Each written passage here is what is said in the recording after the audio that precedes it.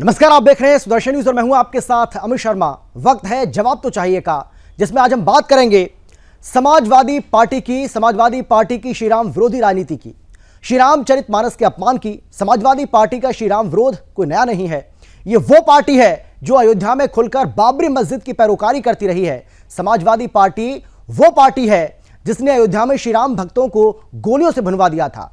वहीं सपा अब मर्यादा पुरुषोत्तम प्रभु श्री राम की गाथा का वर्णन करने वाली श्री रामचरितमानस के अपमान पर उतर आई है। समाजवादी पार्टी के नेता और अखिलेश यादव के करीबी स्वामी प्रसाद मौर्य ने श्री रामचरितमानस पर बैन की मांग की है। हिंदू समाज ने जब इसका विरोध किया तो स्वामी प्रसाद मौर्य के समर्थकों ने इससे भी आगे बढ़कर श्री रामचरितमानस को फाड़ दिया और जला दिया। एक तरफ अयोध्या में प्रभु श्री राम के भव्य मंदिर का निर्माण कार्य जोरों पर है, निर्माण हो रहा है, तो वहीं दूसरी तरफ अखिलेश यादव की समाजवादी राजनीति प्रभु श्री राम के अपमान पर तुली हुई है। आश्चर्य देखिए कि समाजवादी पार्टी यानी कि सपा डॉक्टर राम मनोहर लोहिया जी के आदर्शों को अनुसरण करने का दावा तो करती है, लेकिन उस रामचरितमानस को जलाती है जिसका अनुसरण लोहिया जी भी करते थे। लोहिया के आज के अनुयायी लोहिया को प्रिय श्री रामचरितमानस का अपमान कर रहे हैं। आज हमारा सवाल यह है कि क्या श्री राम का अपमान ही समाजवादी पार्टी का समाजवाद है? क्या सपा के लिए हिंदू आस्थाओं और आराध्यों का कोई महत्व नहीं है? क्या श्री राम को अपमानित कर समाजवादी पार्टी यानी कि सपा सत्ता में वापसी चाहती है? सवाल यह भी है कि क्या अखिलेश यादव हिंदू आस्थाओं का अपमान मुस्लिम वोट पाने के लिए कर रहे हैं? आज इन्हीं सब सवालों पर हम चर्चा करेंगे, जिसमें हमारे साथ एक बड़ा पैनल मौजूद रहने वाला है। लेकिन पहले एक रिपोर्ट आपको हम दिखाते हैं जिससे आप समझ पाएंगे कि आखिर ये पूरा का पूरा मामला है क्या और किस तरीके से समाजवादी पार्टी के नेता एक के बाद एक मर्यादा पुरुषोत्तम प्रभु श्री राम और रामचरितमानस का अपमान कर रहे हैं, जो कि अब हिंदुओं के बर्दाश्त के बाहर हो चुका है।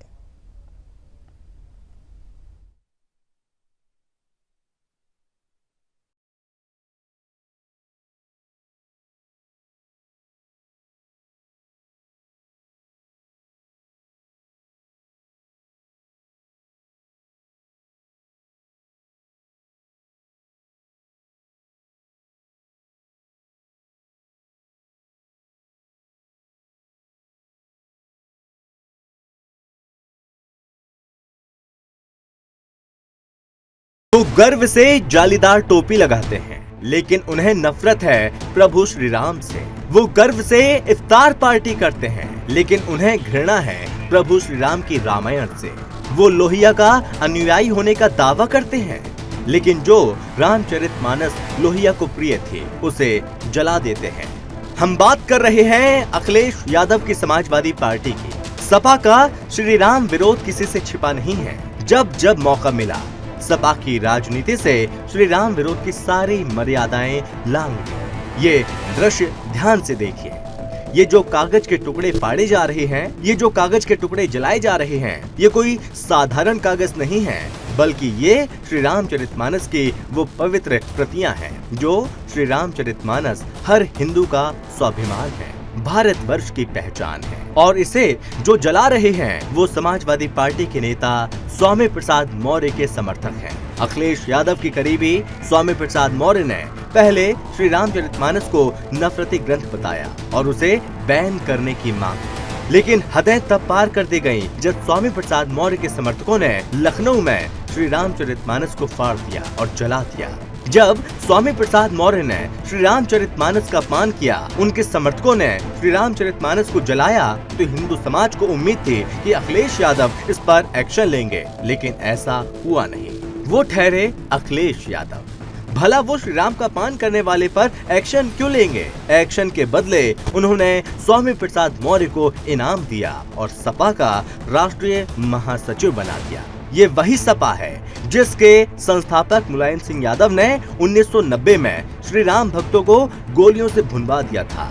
ऐसे में सवाल ये उठता है कि क्या सत्ता के लिए अपने पिता के रास्ते पर जा रहे हैं अखिलेश यादव? क्या श्री राम का अपमान कर सपा की साइकिल को रफ्तार देना चाहते हैं Akhilesh Yadav? Bureau report, Sudarshan news.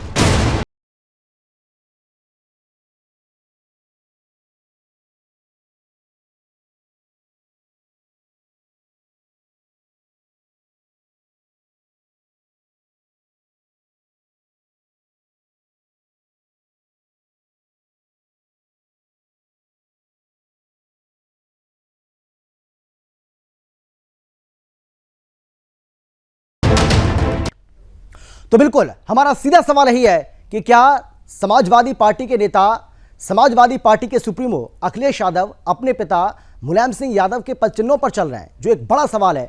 आज हम इसी को लेकर चर्चा करेंगे। एक बड़ा पैनल हमारे साथ मौजूद है। कौन कौन लोग हमारे साथ मौजूद है, सबसे पहले उनसे आपको हम परिचय करा देते हैं और उसके बाद चर्चा की शुरुआत करेंगे। हमारे साथ समाजवादी पार्टी की तरफ से समाजवादी पार्टी के नेता धर्मेंद्र सिंह हैं और इसके साथ ही बीजेपी की ओर से बीजेपी के प्रवक्ता रमाकांत मिश्रा जी हमारे साथ जुड़ गए हैं और इसके अलावा हिंदू धर्मगुरु एच.एस. रावत जी हमारे साथ हैं और इसके साथ ही आचार्य पुरोहित मधुर जी जो कि कथावाचक हैं, वो भी हमारे साथ आपसे कुछ ही देर के बाद जुड़ जाएंगे और जैसे उनसे हमारा जो कनेक्शन है वो प्रॉपर मिल पाता है तो उनसे भी सवाल जवाब का जो सिलसिला है उसको हम शुरू करेंगे। आप सभी का बहुत बहुत स्वागत है। लेकिन सबसे पहले अगर धर्मेंद्र जी मेरी आवाज़ आप तक पहुंच पा रही है तो सवाल मेरा आपसे ही है और सवाल मेरा सीधा है आपसे। सवाल मेरा आपसे यह है कि क्या आपको लगता है कि मर्यादा पुरुषोत्तम प्रभु श्री राम का इस तरीके से अपमान करके, रामचरितमानस का इस तरीके से विरोध करके, उसका अपमान करके आपको वोट हासिल हो जाएंगे?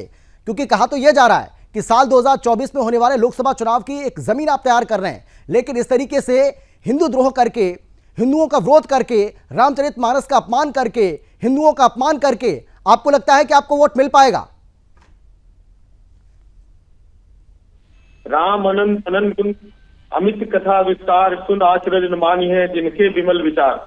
जी, सवाल यहाँ ये नहीं है कि कौन क्या बोल रहा है, सबको हक है किसी भी धर्म को माने, किसी की बात को माने ना माने, ये उनका व्यक्तिगत विचार है। ये समाजवादी पार्टी का विचार नहीं है। देखिए, हम लोग डॉक्टर लोहिया को मानने वाले लोग हैं। डॉक्टर लोहिया ने कहा था, हे भारत माता मुझे राम की मर्यादा। लेकिन डॉक्टर लोहिया को अगर आप मानते तो डॉक्टर लोहिया ने कभी रामचरितमानस का विरोध नहीं किया था, कभी रामचरितमानस की प्रतियों को जलाने के लिए उन्होंने नहीं कहा था। वो रामचरितमानस को कितना मानते थे, उस धार्मिक ग्रंथ के बारे में उनकी क्या राय है, एक बार जरा पढ़ लीजिए और उसके बाद उनका जिक्र करना आप।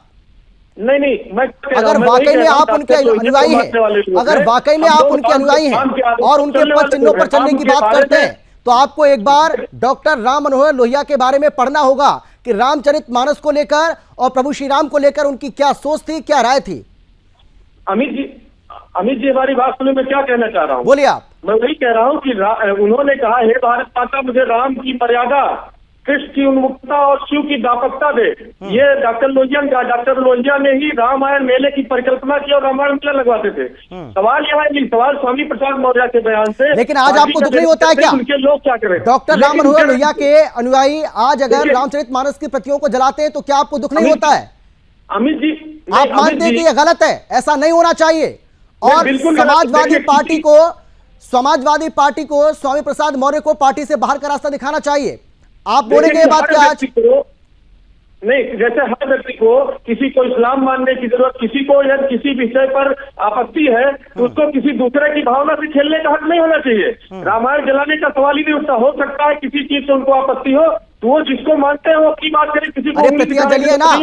स्वामी प्रसाद मौर्य जी की। अरे आप ये बताइए सर, मुझे बहुत दुख हुआ है, हर हिंदू को बहुत दुख हुआ है, हर सनातनी को आज बहुत दुख पहुंचा है, बहुत चोट पहुंची है। आपको हुआ या नहीं हुआ, आप ये बताइए। और अगर हुआ है तो क्या आप ये मांग करेंगे कि अखिलेश यादव जो कि उल्टा इनाम दे रहे हैं स्वामी प्रसाद मौर्य को, आज उनको पार्टी के राष्ट्रीय महासचिव बना दिया, क्या उनको पार्टी से बाहर करेंगे, उनको पार्टी से निकालेंगे? समाजवाद या कोई भी राजनीतिक पार्टी में हर वर्ग का, हर समाज का समावेश होता है, उसकी अपनी विचारधारा होती है, लेकिन व्यापक पैमाने पर पार्टी की जो अपनी आइडियोलॉजी होती है। कैसी बात आप कर रहे हैं? आप कैसी बात कर रहे हैं? आप मुझे एक बात नहीं, वो राजनेता है, वो नेता है और कोई भी नेता, किसी भी पार्टी का नेता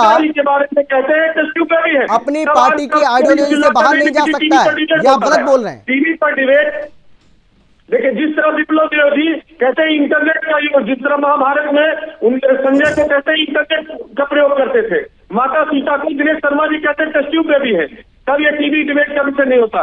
अच्छा होता टीवी डिबेट महंगाई पर, भ्रष्टाचार पर, बेरोजगारी पर, कानून व्यवस्था पर होता। लेकिन ये जो स्वामी प्रसाद मौर्य जी के बयान पर डिबेट हो रहा है, आप ये मुझे मत नहीं बताइए सर कि हमें डिबेट किस पर करनी है। ये आप तय नहीं करेंगे, ये तय हम करेंगे। कौन किसको नहीं मानेगा ये हम तय करेंगे, ये आप तय नहीं करेंगे कि हमें डिबेट किस पर करनी है। अरे आप प्रभु श्री राम का अपमान कर रहे हैं, आप रामचरितमानस का विरोध कर रहे हैं, उसका अपमान कर रहे हैं और आप हमसे कह रहे हैं कि उस पर आप डिबेट मत करिए। सर क्या ज्ञान आप हमें दे रहे हैं? हिंदू धर्म में जात कुर्तियों के चलते ही वो लोग उस समय नए धर्म का प्रचार प्रसार शुरू हुआ, नए धर्म का निर्माण हुआ। लेकिन किसी को टोका नहीं जा सकता, सब स्वतंत्र है। हाँ, यदि किसी दूसरे धर्म के प्रति या किसी दूसरी विचारधारा के प्रति कोई गलत बातों का प्रयोग करता है तो वो निंदनीय है, वो बिल्कुल असहनीय है, उसका हम विरोध करते हैं। लेकिन किसी भी व्यक्ति को केवल ये बात मानना ही है, ये भी कहना उचित नहीं है। और ना भगवान राम पर, ना किसी धर्म विषय पर आपके पास जवाब नहीं है जनता सर, पार्टी का आपके पास जवाब नहीं है और ना ही ये कहने की आपकी हिम्मत है कि अखिलेश यादव को स्वामी प्रसाद मौर्य को पार्टी से बाहर का रास्ता दिखाना चाहिए। वो हिंदुओं की आस्था के साथ खिलवाड़ कर रहे हैं, वो हिंदुओं का अपमान कर रहे हैं, वो प्रभु श्री राम का अपमान कर रहे हैं। जाने नहीं देंगे। अमित जी से पूछिए कि किसने इनको अधिकार ठीक दिया। है, रमाकांत जी मेरी आवाज पहुंच रही है क्या आप तक? आपको मेरी आवाज आ रही है क्या?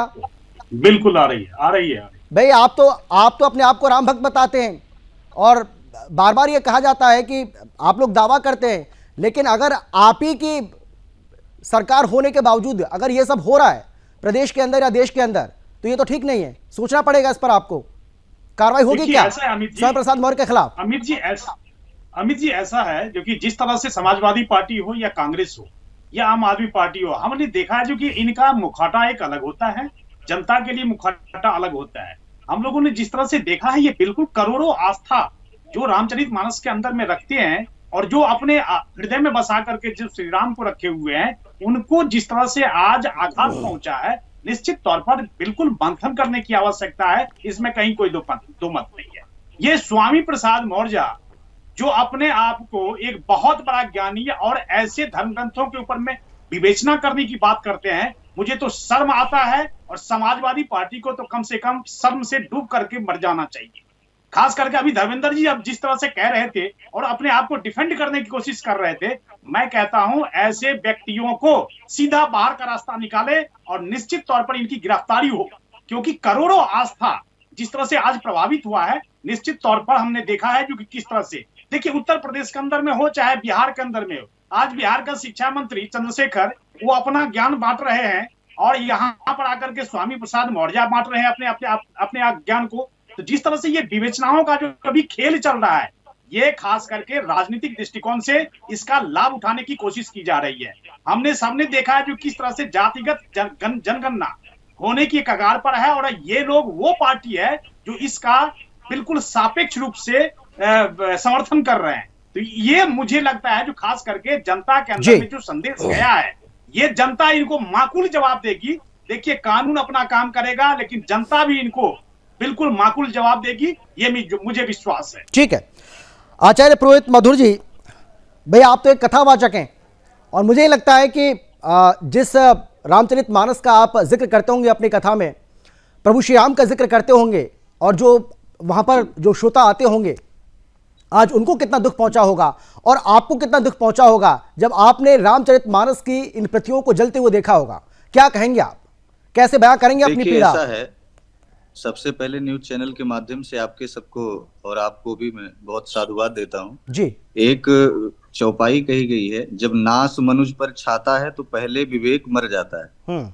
ऐसे जो बुद्धि में ये कुंठा जो लगी हुई है, कुंठित बुद्धि है, जैसे लकड़ी में दीमक लगती है ना जी, जैसे लोहे में जंग लगता है, ठीक उसी प्रकार से जैसे केमिकल से उसे नष्ट किया जाता है, वैसे ही ये अराजक तत्व जो सनातन पर बार बार प्रहार करने का प्रयास करते हैं, इनको हम सनातनी यानी हम कथावाचक या साधु संत मिल करके इनका सबसे पहले तो बहुत अच्छा इलाज सोचा गया है और बहुत शीघ्र ही उसके बारे में आप लोगों के मध्य आ जाएगा। प्रयागराज कुंभ की धरा से मैं ऐसी घोषणा भी कर रहा हूं कि जब तक इस व्यक्ति की ये मानसिक कुंठा, इसको ले जाकर के आगरा के पागल खाने में भर्ती कर देना चाहिए जी। श्री रामचरितमानस जो है एक पावन पवित्र ग्रंथ है, वो चाहे केंद्र की सरकार रही हो चाहे राज्य की सरकार रही हो, प्रत्येक सरकारों ने भगवान श्री राम का समर्थन किया, वो चाहे कृष्ण वंशज हो और चाहे राम वंशज हो, दोनों। और ऐसे पावन पवित्र ग्रंथ को यदि जलाने का या फाड़ने का काम या उसके प्रति कुंठित भरी वार्ता करने का काम, इनको अधिकार इनके माता पिता ने ब्राह्मणों से जा करके ही नाम रखवाया होगा और नाम आगे लगा दिया स्वामी। स्वामी का मतलब ये अपने नाम का भी मतलब नहीं समझ पाए कि नाम है क्या इनका, बस ये मूर्खानंदों में जा करके फंस गए। और मैंने अभी जो लाइन बोली ना कि विनाश काले विपरीत बुद्धि, आज ऐसी परिस्थिति है इनकी, जब व्यक्ति का पतन शुरू हो जाता है तो वो सबसे पहले धर्म को ही अपना जो है हथकंडा बनाता है और धर्म को ही टारगेट करता है। तो आज धर्म ही इनको साबुन की तरह जब धोना शुरू करेगा तो ये कहीं ना कहीं जा करके एक ऐसे नाले में इनकी ये भावना जो है, कुंठित भावना जाकर के गिरेगी कि वहां से फिर इनको जैसे कीचड़ में कमल खिलता है ना, आज पूरे संसार में कमल विकसित हो रहा है। मैं किसी सरकार का समर्थन की बात नहीं कर रहा हूँ, लेकिन मैं सनातन की समर्थन की बात कर रहा हूँ। साक्षात लक्ष्मी कमल पर विराजमान होती है। इस कीचड़ भरी बुद्धि में कमल विकसित होगा। ये बीजेपी से भगा दिए गए और सपा से भी भगाए जाएंगे। आने वाले समय में इनको कहीं ठौर ठिकाना नहीं मिलेगा। ये चार लोगों को जो पोंपो कर रहे हैं, ये लोग ये धर्म के प्रति बहुत ही गंदी मानसिकता रख रहे हैं और इसका हम जो है प्रयागराज की पावन धरा से बहुत ही कड़ी निंदा और विरोध कर रहे हैं। जब तक ये राज्य सरकार, केंद्र सरकार के द्वारा जी और अपने जो इन्होंने जो भी बयानबाजी की है और जो रामचरितमानस का अपमान किया है, साधु संतों के समक्ष अगर ये क्षमा भी मांगते हैं तब भी बहुत कम है। वो बिल्कुल सही कहा कड़ा आपने। से कड़ा दंड जो है मांगने की कार्यवाही करते हैं हम सरकार से, उत्तर प्रदेश सरकार से भी और केंद्र सरकार से भी, जो कि हमारे धर्म पर ऐसी टिप्पणी यदि करेगा वो ठीक है। एच.एस. रावत जी, भाई हिंदू समाज ने एक बार फिर से अपनी सहिष्णुता का परिचय दे दिया है। अगर किसी और धर्म के धार्मिक ग्रंथ के खिलाफ अगर ऐसी चीज हो जाती, ऐसी बात हो जाती, उसकी प्रतियां अगर इस तरीके से जला दी जाती, आग के हवाले कर दी जाती, तो सर तन से जुदा हो जाता। लेकिन हिंदू समाज कितना सहिष्णु है, इसका परिचय एक बार फिर से दे दिया आज।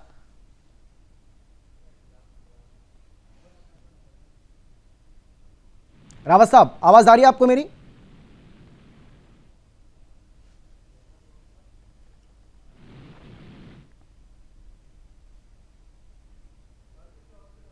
जी रावत जी, आवाज आ रही है ना आपको मेरी? सुन पा रहे हैं क्या आप? अच्छा चलिए ठीक है, आपकी आवाज ठीक से नहीं आ रही है। ठीक है मैं दोबारा आता हूं आपके पास। जी रमाकांत जी कुछ कहना चाह रहे हैं। रमाकांत जी कुछ कहना चाह रहे हैं। रमाकांत जी बोलिए। रमाकांत जी, आपसे मैं बार बार सवाल इसलिए कर रहा हूं क्योंकि भाई आपके बारे में तो ये कहा जाता है कि राम भक्तों की सरकार है, और राम भक्तों की सरकार, राम भक्तों के इस देश में अगर इस तरीके से होगा तो फिर ये तो ठीक नहीं है ना। देखिए अमित जी, एक चीज तो जरूर यहाँ पर स्पष्ट करना चाहूंगा, जो कि देखिए एक पार्टी ऐसी है जो राम को काल्पनिक बताती है, एक पार्टी ऐसी है जो कि रामचरित जैसे धार्मिक ग्रंथों का अपमान जिस तरह से कर रही है, ये तो एक कदम आगे जाकर के काम कर रहा है। ये स्वामी प्रसाद मौर्य, जिनको एक चौपाई के बारे में पता नहीं होगा, मुझे लगता है आज रामचरितमानस के प्रतीक को जला करके इन्होंने अपने मंशा को स्पष्ट कर दिया है। और खास करके समाजवादी पार्टी के जो मुखिया बैठे हुए अखिलेश यादव जी, इसको कैसे बर्दाश्त कर रहे हैं। आज धर्मेंद्र जी यहाँ पर बैठ करके इनको बिल्कुल अपनी पार्टी की तरफ से इनको माफी मांगना चाहिए। खास करके करोड़ों हिंदुओं की आस्था, करोड़ों सनातनियों की जो आस्था इससे जुड़ी हुई थी, इस चीज को अब हमने देखा किस तरह से कोरोना काल में ये जितने भी वामपंथी हैं, कांग्रेसी हैं, समाजवादी पार्टी के, आम आदमी पार्टी के, ये सारे एक ही थाली के चट्टे बट्टे हैं। प्रशांत भूषण जी ने क्या कहा था कोरोना काल में, जो रामायण जैसे सरकार रामायण जैसे अफीम को नहीं लेकिन रमाकांत जी, ये तो सवाल आपसे भी पूछा जाएगा ना कि जिस स्वामी प्रसाद मौर्य को इस वक्त जेल में होना चाहिए था, वो अभी भी खुलेआम घूम रहा है और उसके समर्थक रामचरितमानस का न केवल अपमान कर रहे हैं बल्कि उसकी प्रतियां को जलाया जा रहा है। तो ये सवाल तो आपसे भी पूछा जाएगा कि वो जेल में क्यों नहीं है। बिल्कुल सही कहा आपने बिल्कुल सही कहा। लेकिन एक चीज जरूर मैं बताऊंगा यहाँ पर, जो कि कानून अपना काम करेगा। एक भी एफआईआर अगर दर्ज हो गई, निश्चित तौर पर आप देखेंगे जो इसके ऊपर में एक्शन बिल्कुल होगा। क्योंकि इस तरह के व्यक्ति का समाज में रहना, खास करके मुझे लगता है कहीं ना कहीं फिस घोलने जैसा है। और ये सांप्रदायिक, बिल्कुल सही बात है। और जब स्वामी प्रसाद मौर्य ने ये बयान दिया था, उसी वक्त अगर ठोस कार्रवाई हो जाती तो हो सकता है वो जो समर्थक है ना, आज जो सड़क पर आए, वो आते नहीं, उनकी हिम्मत ही नहीं होती, एक मिसाल कायम होती। ठीक है रावत साहब, अब मेरी आवाज आप तक पहुंच पा रही है क्या? आप सुन पा रहे हैं क्या मुझे? जी आपने मेरा सवाल तो सुन लिया होगा। हाँ, आवाज मैंने आपका बिल्कुल सवाल सुन लिया था। जी अमित जी, दुखद बात ये है जी कि इधर गिरोह कुआ इधर गिरोह खाई, अपने ही लोग हैं ये जो रामायण को जला रहे हैं। अब पानी सर से ऊपर जा रहा है और इसके जिम्मेवार हैं वो लोग जिनको सपोर्ट कर रहे हैं। कुछ दूसरे जो आईएसआई वाले वो इनको प्रमोट कर रहे हैं और साथ में जो समाजवादी पार्टी है, इनके नेता इसमें आग लगा रहे हैं, घी का काम कर रहे हैं जी। और ये हिंदू धर्म के लिए बहुत घातक है। इनको एफआईआर करना, अरेस्ट करना इसका हल नहीं है। इसका हल है फन को कुचलना, कि कौन लोग हैं जो इस प्रकार की आग लगाने की कोशिश कर रहे हैं। धर्मेंद्र जी यहाँ बैठे बड़े विद्वान प्रवक्ता हैं, ये भी हिंदू हैं, इनको समझना चाहिए। क्या अगर इस तरह की स्थिति होती रहती है तो क्या हिंदू हिंदू को मारेगा, हिंदू हिंदू को काटेगा? अगर आज पंजाब के अंदर जरा सी एक बात होती थी, एक बार कुरान उनके साथ गुरु गोविंद साहब के ऊपर किसी ने उपद्रव कर दिया तो पंजाब जल उठा था। कुरान की अगर कोई बात हो जाती है तो 1 मिनट में जल उठता है। ये हिंदुओं की सहनशीलता है धर्मेंद्र जी, इस बात को समझो। कहीं ऐसा ना हो कि आप चुनाव जीतने के चक्कर में कहीं उत्तर प्रदेश का और देश का नाश ना हो जाए। और ये हम पहले भुगत चुके हैं। ये राज करने के चक्कर में ही हमने दूसरे लोगों को यहाँ बुलाया और हम गुलाम हो गए। और वही एक कारण दोबारा से आज आपने पार्टी में उसको प्रमोट तो कर दिया, निकालने की हिम्मत नहीं समझी, क्योंकि आप चाहते हैं कि उनकी वोट बैंक मिल जाएगी। आप हिंदुओं के 2 गुट बना दीजिए, एक गुट दलित गुट है वो कहीं ना कहीं मिलेगा, मुसलमान गुट आपको मिलेगा, यादव गुट आपको मिलेगा। लेकिन इससे धर्म का नुकसान होने वाला है, इससे धर्म का विनाश होने वाला है। ऐसा मत करिए धर्मेंद्र जी। ये FIR इसका हल नहीं है, इनको मारना इसका हल नहीं है। इस बात को समझना हल है कि आज धर्म रहेगा तो राष्ट्र रहेगा। मैं ये सिर्फ समझाना चाहता हूँ, मैं कोई यहाँ से गाली गलौज करने के मूड में नहीं, मैं सिर्फ ये कहने के मूड में हूँ भविष्य खराब होने वाला है। दुश्मन चारों तरफ से हमें घेर के बैठे हुए हैं कि हिंदुस्तान को खत्म किया जाए, हिंदुस्तान के धर्म को खत्म किया जाए। और वही स्थिति आप भी उनके चंगुल में आ रहे हैं। आप इस प्रकार से रामायण को जला रहे हैं कि आप वोट ले लेंगे इस तरीके से।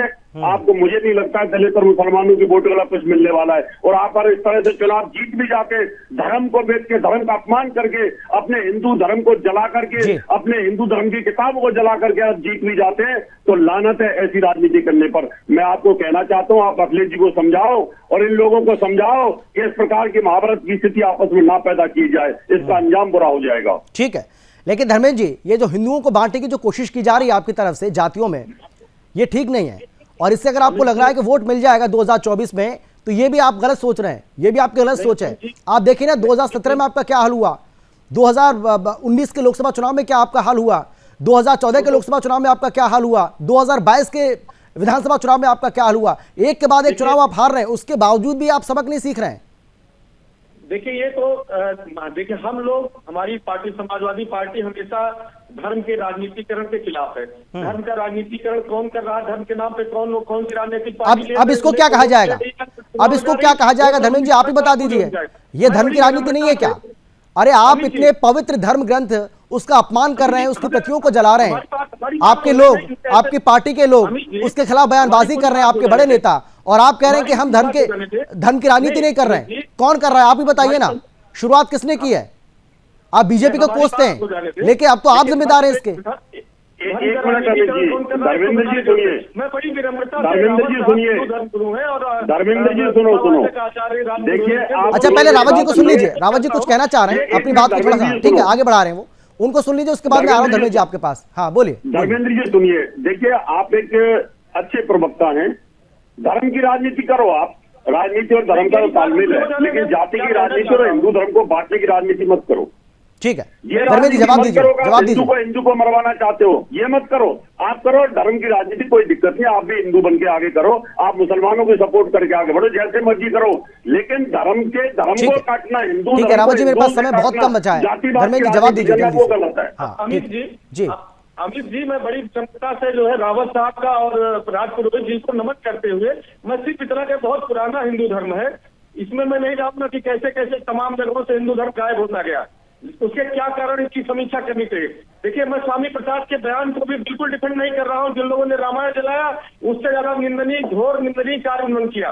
लेकिन मैं बड़ी विनम्रता से आपसे पूछना चाहता हूँ, जहाँ चूंकि बहुत ही विद्वान धर्मगुरु और आचार्य कथावाचक बैठे हुए हैं, मैं भाजपा से तो उम्मीद नहीं, लेकिन आपसे उम्मीद है कि यदि आपके धर्म को मानने वाले लोगों ने ही आपके धर्म के किसी एक बिंदु से, किसी एक चौपाई से, किसी एक विशेष बात से उनको यदि आपत्ति है, ठीक है, तो अच्छा होता। ठीक है, मेरे पास समय मेरे पास बहुत कम बचा है, ठीक है आचार्य पुरोहित जी आखिरी कमेंट आपका 10 सेकंड में, 10 सेकंड, ठीक है धर्मेंद्र जी माफी के साथ रोक रहा हूं मैं आपको, समय नहीं मेरे पास जी, जल्दी से तो कोल भी यदि ठीक है आचार्य पुरोहित जी 10 सेकंड में अपनी बात रखिएगा, 10 सेकंड में जल्दी से।